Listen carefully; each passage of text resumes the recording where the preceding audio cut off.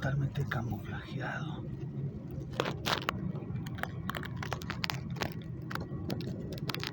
Deja que se mueva. ¿Ya lo viste? No. Es como un animal palo. Ah, es una mantis. Es una mantis.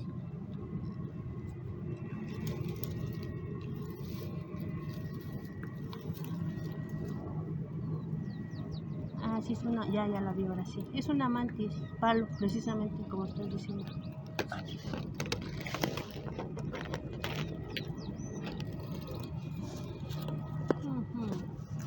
Es como un palo, mira. Sí, por eso cortarles no. Porque mira, hay muchos animalitos de esos aquí. Arrancarlos no. Nada más que sí, va a pasar la gente, eso sí.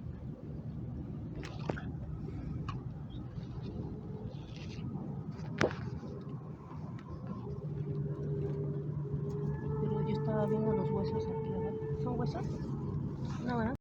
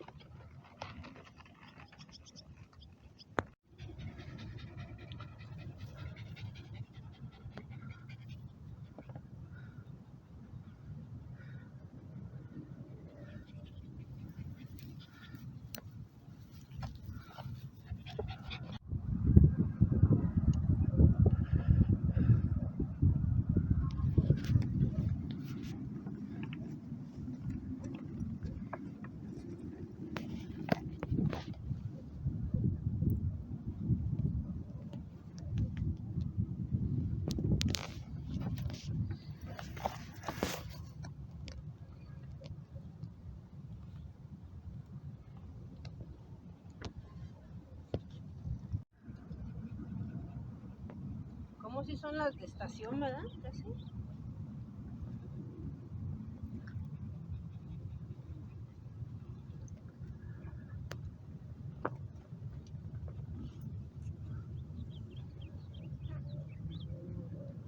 O esas se adelantaron.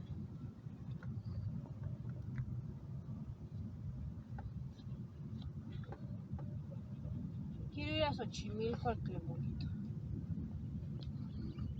Cuando sea la época de Clemonito.